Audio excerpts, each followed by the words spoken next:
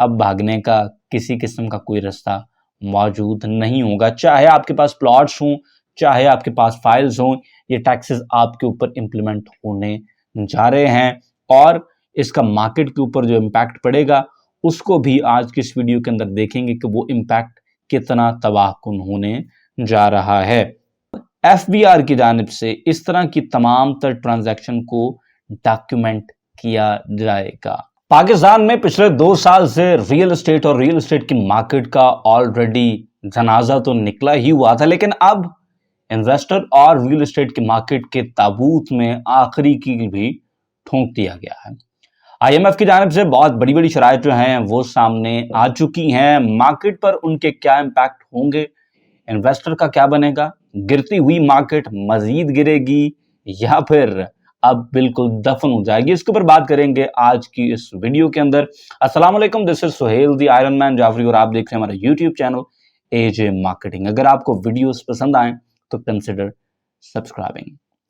पाकिस्तान जिस तरह से आईएमएफ के साथ एक और बेल आउट पैकेज निगोशिएट करने जा रहा है, इस तमाम सूरत हाल के अंदर आईएमएफ का बड़ा क्लियर स्टांस है। आईएमएफ कहता है जनाब आपको टैक्सेस बढ़ाने पड़ेंगे। 2 तरह के टैक्सेस होते हैं इकोनॉमीज के अंदर, एक होते हैं डायरेक्ट टैक्सेस और एक इनडायरेक्ट टैक्सेस होते हैं। डायरेक्ट टैक्स वो होता है कि मैं कोई काम को, बिजनेस को, कारोबार कर रहा हूं, उसमें जो मेरी आमदन हो रही है उसके ऊपर मुझे टैक्स किया जाएगा, या अगर मेरी सैलरी है तो मेरी सैलरी में से टैक्स काटा जाएगा। ये डायरेक्ट टैक्सेस होते हैं।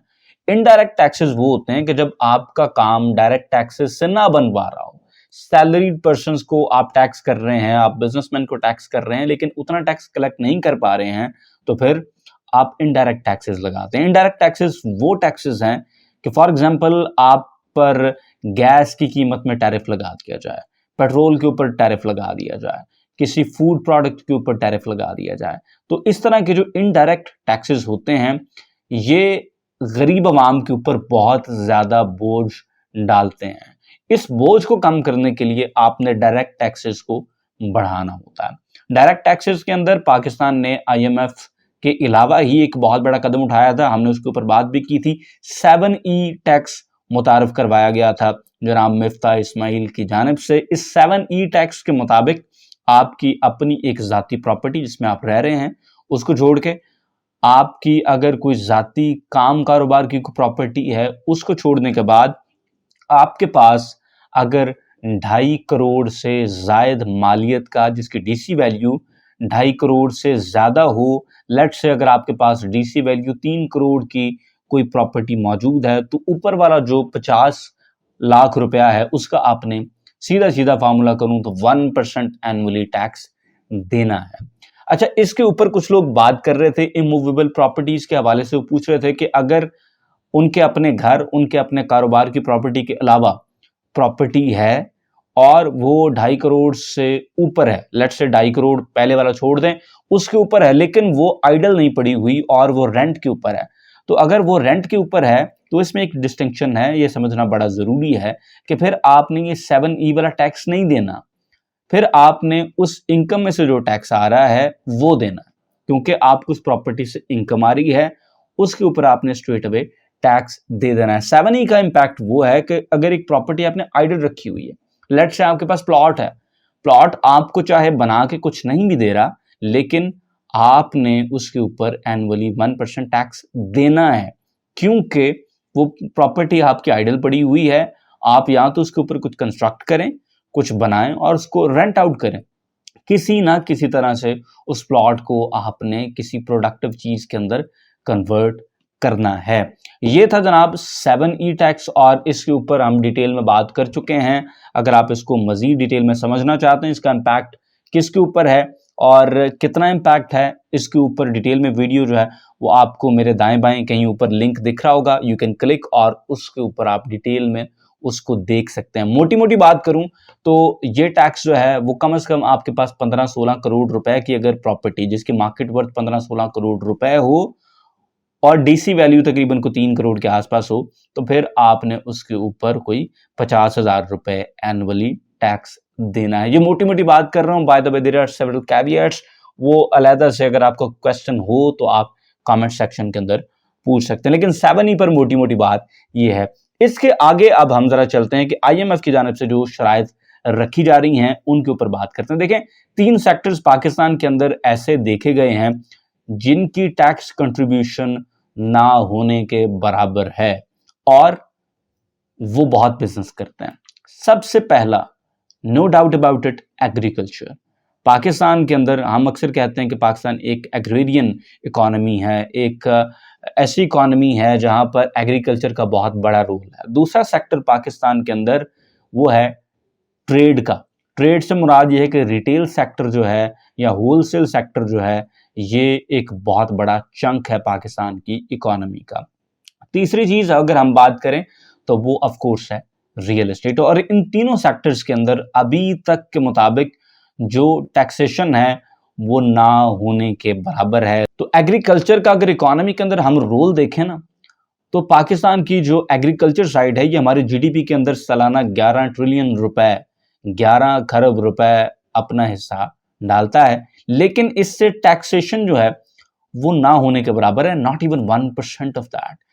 1.7 बिलियन रुपए टैक्स हमें एग्रीकल्चर साइड से आता है, जो कि ना होने के बराबर है। ये हम ये भी नहीं कह सकते कि आटे में नमक के बराबर है, इट्स नथिंग, नेग्लिजिबल है, ये कोई फर्क ही नहीं पड़ता इसके होने ना होने से। 1.5 अरब 2 अरब रुपए जब हम हुकूमतों की बात कर रहे होते हैं ना, तो उसमें नथिंग, नॉट इवन पीनट्स, ये कुछ पैसा नहीं है। आप इसको निगलेक्ट कर दें, 1-2 अरब रुपए ज्यादा भी हो जाए तो कोई फर्क नहीं पड़ता होता मुल्कों को, और 1-2 अरब रुपए कम हो जाए तो उससे भी कोई फर्क नहीं पड़ता होता, बिकॉज नंबर्स इतने बड़े होते हैं। दूसरा जनाब, पाकिस्तान के जीडीपी का 19% हिस्सा रिटेल और होलसेल के अंदर है। Retail and wholesale 19% of our GDP. और इंटरेस्टिंग बात यह है कि इस साइड से हमारे टोटल टैक्स का जस्ट 1% टैक्स इकट्ठा होता है। This is beyond stupid, beyond stupid, I mean wow. एक सेक्टर जो कि आपकी इकोनॉमी का 19% कंप्राइज करता है, आप उससे अपनी टैक्स कलेक्शन का जस्ट 1% टैक्स कलेक्ट कर रहे हैं। This is insanity on steroids. और ऑफ कोर्स फिर जो तीसरा सेक्टर है वो है रियल एस्टेट, क्योंकि रियल एस्टेट के अंदर टैक्सेशन उस तरह से नहीं हो पा रही है। अब जरा हम देखते हैं जनाब कि रियल एस्टेट को किस तरह से टैक्स किया जाने का इम्कान है। जो सिफारिशात हैं उनमें फाइल्स और प्लॉट्स दोनों के लोगों को अब टैक्स के नेट के अंदर लाने की सिफारिशात कर दी गई हैं। और अब की बार लग ये रहा है कि अब पकड़ाई आ गई है, अब भागने का किसी किस्म का कोई रास्ता मौजूद नहीं होगा। चाहे आपके पास प्लॉट्स हों, चाहे आपके पास फाइल्स हों, ये टैक्सेस आपके ऊपर इम्प्लीमेंट होने जा रहे हैं और इसका मार्केट के ऊपर जो इम्पैक्ट पड़ेगा उसको भी आज की इस वीडियो के अंदर देखेंगे कि वो इम्पैक्ट कितना तबाहकुन होने जा रहा है। जनाब, अभी तक हमने देखा है कि पाकिस्तान के अंदर जो रजिस्ट्री वाली ज़मीन होती है उसके ऊपर तो लोग ड्यू टैक्स जमा करवाते हैं, लेकिन वहां पर एक प्रॉब्लम है। वहां पर प्रॉब्लम यह है कि डीसी रेट इतना कम होता है कि वो टैक्स ना होने के बराबर हो जाता है, जिसकी वजह से कोई खास रेवेन्यू कलेक्ट नहीं होता है, जबकि ज़मीन बड़ी महंगी होती है। आमतौर पर आप देखें कि बेशतर इलाकों के अंदर, कुछ इलाके एक्सेप्शन हैं जहां पर को 2-1 साल पहले 3-1 साल पहले रेट रिवाइज हुए और वो रेट अब क्लोज आ गए हैं, लेकिन स्टिल बहुत बड़ा फर्क, बहुत बड़ा गैप पाया जाता है। एक्चुअल वैल्यू और डीसी वैल्यू के अंदर बहुत बड़ा फर्क है। अगर किसी बंदे की ज़मीन करोड़ रुपए की है तो आमतौर पर 10 लाख रुपए सरकारी कागजों के अंदर उसकी मालियत होती है, जबकि वो 1 करोड़ रुपए की ज़मीन है। करोड़ रुपए की एक बंदे ने ट्रांजैक्शन की, करोड़ रुपए की चीज़ खरीदी, लेकिन उसके ऊपर टैक्स दे रहा है वो 10 लाख रुपए के लिहाज से, जो कि बड़ी अजीब सी बात है। ऑन दी अदर हैंड, इसी वजह से रियल एस्टेट के अंदर बहुत सारी ब्लैक मनी भी आपकी घूम फिर रही होती है, क्योंकि आपने एक चीज़ जब खरीदनी है तो आपने बताया कि यार ये मैंने 10 लाख रुपए की चीज़ खरीदी, ये देखिए मैंने टैक्स दे दिया। जब मैंने कल को वही बेची करोड़ रुपए की, क्योंकि वो करोड़ रुपए की चीज़ थी, बेची तो मैंने शो कर दिया, देखें जी मैंने तो करोड़ रुपए का प्लॉट बेचा था, वो मेरे पैसे भी सीधे हो गए। ये प्रैक्टिसेस जो हैं वो आमतौर पे चल रही होती हैं। तो डीसी वैल्यू कम होने की वजह से उतना टैक्स कलेक्ट नहीं होता है। ये एक पार्ट है। दूसरा पार्ट जो है वो बड़ा ही डिफरेंट है और उसको केटर करना बहुत ज्यादा जरूरी हो गया है। वो पार्ट ये है कि हाउसिंग सोसाइटीज में जहां जहां पर फाइल्स के ऊपर आपके प्लॉट्स होते हैं वहां पर टैक्स की कलेक्शंस बड़ी अजीब है। फॉर इंस्टेंस दो साइड्स हैं यहां पर भी। एक तो जनाब कंप्लीट प्लॉट्स हैं। कंप्लीट जो प्लॉट्स हैं उनके ऊपर काफी हद तक टैक्सेशन जो है वो बेहतर है, लेकिन जिनके पास फाइल्स होती हैं फाइल्स में टैक्सेशन ना होने के बराबर होती है। रीजन क्या है इसका? रीजन ये है कि सोसाइटियां अपनी ट्रांसफर फी कलेक्ट करने के ऊपर फोकस करती हैं, जबकि आपको छूट दे दी जाती है टैक्सेस के ऊपर। मैं बहुत सारी सोसाइटियां उंगलियों पर गिना सकता हूं जिनमें अगर आपने फाइल ट्रांसफर करवानी है तो सोसाइटी अपनी जो उनको फी इकट्ठी होती है ट्रांसफर फी उसकी मद में आपसे पैसे लेती है, लेकिन आपको किसी किस्म का कोई टैक्स चार्ज नहीं किया जा रहा है। यानी कि कोई भी 236C या जिसे आप विदहोल्डिंग टैक्स कहते हैं, जो टैक्स आपने चीज बाय करते हुए देना है वो आपसे नहीं लिया जाता, बट ठीक है। उसी तरह से 236K जो आपने कैपिटल गेन टैक्स देना है वो आपसे उन फाइल्स के ऊपर नहीं लिया जाता है। लेकिन अब IMF का कहना यह है कि जनाब आपको इस तरह की ट्रांजैक्शन के ऊपर प्रॉपर टैक्स कलेक्ट करना पड़ेगा, फिर हम आपको मजीद को पैसे जैसे देने की बात कर सकते हैं। अगर आप यहां से ये चीजें सीधी नहीं करते तो फिर हमारी तरफ से सॉरी है, हमारी तरफ से फिर माजरत है। तो ये एक चीज है। दूसरी चीज, सोसाइटीज जो हैं वो इवन फुल प्लॉट्स के ऊपर भी टैक्स कलेक्शन तो करती हैं, लेकिन वो टैक्स प्रॉपर उस अंदाज के साथ दिया नहीं जाता है, बल्कि उनकी जानिब से जो टैक्स है वो लमसम अमाउंट के साथ आगे भेज दिया जाता है। और ऑफ कोर्स इसमें डिस्क्रिपेंसीज होती हैं, इसमें सोसाइटी अरबों रुपए का धंधा करती है और टैक्स चोरी करती है। तो अब कहा यह जा रहा है कि तमाम तर वो सोसाइटियां जो प्रॉपर टैक्स कलेक्ट नहीं करेंगी और उस टैक्स को प्रॉपर उसी तरह से आगे नहीं पहुंचाएंगी सरकार तक, उन सोसाइटी के खिलाफ बड़ा शदीद और सख्त किस्म का एक्शन लिया जाएगा। यहां पर ये सोसाइटीज के एंड से चीजें जो है ना वो बहुत ज्यादा खराब हैं। देखें, आपने फाइल खरीदी, आपने 236C दे दिया, आपसे सोसाइटी ने 3% कलेक्ट कर लिया। यहां आप नॉन फाइलर हैं, आपसे 6% कलेक्ट कर लिया। मैंने फाइल बेची, मुझसे capital gain tax 236K society ने ले लिया।